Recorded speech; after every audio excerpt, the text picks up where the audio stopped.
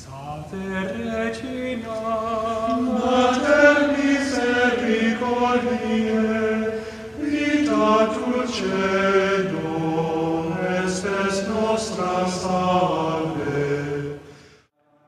The Lord be with you. A reading from the Holy Gospel according to Luke. When Jesus looked up, he saw some wealthy people putting their offerings into the treasury, and he noticed a poor widow putting in 2 small coins.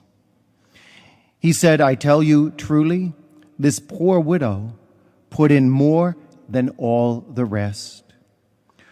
For those others have made their offerings from their surplus wealth, but she, from her poverty, has offered her whole livelihood." The Gospel of the Lord.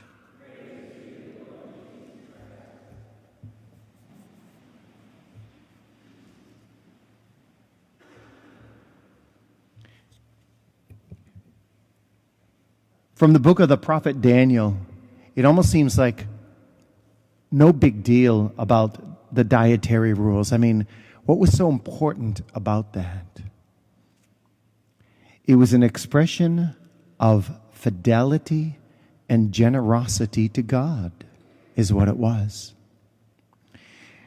And this poor widow, it says it very succinctly, from her poverty she offered her whole livelihood, everything. Sometimes it's not the great things, it's the little things. A friend of mine, a few years ago, decided that he felt the marriage was a little stale. So he started, on his way to work, he started leaving a Post-it note on the car of his wife every morning, with just a little note. Every morning he went to work, he put a little Post-it note there. About a year went by, and she never said anything, but he kept doing it.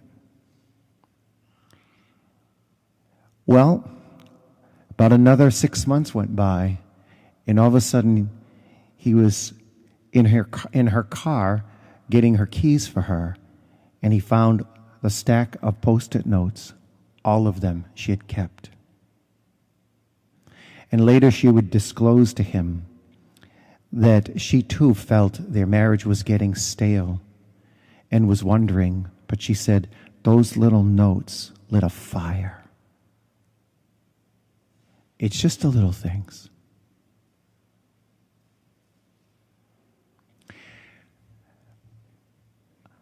I knew a little boy who launched a very fruitful and powerful prayer life.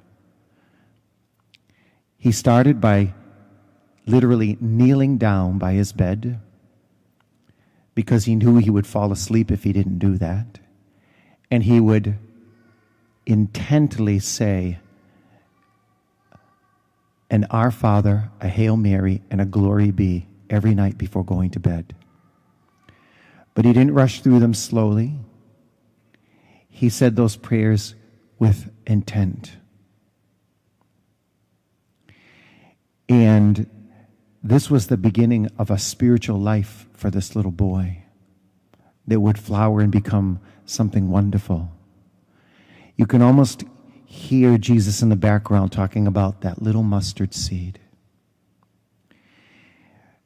In both cases, for the prophet Daniel and for this poor woman, when we give to God generously, it produces an abundant fruit. Some pastors would like to say that if you give your wallets generously to God, that'll produce abundant fruit for you. I wouldn't say that, although I just did. But when we start to really faithfully give to God in our spiritual life, the abundance starts coming. And it's not usually physical things.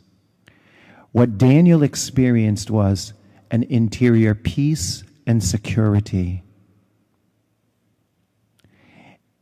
And that opened the door for him to experience many other gifts from God that gave him a very high ranking in this court that he was asked to serve in. Gifts from God that became because of his generosity.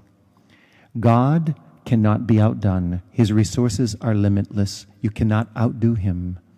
But your generosity is not necessarily rewarded in the way that you would think. But you could say generosity is us opening ourselves to him. And once we do that, we have opened the door for him to come in with everything he has for us. Regina Celi,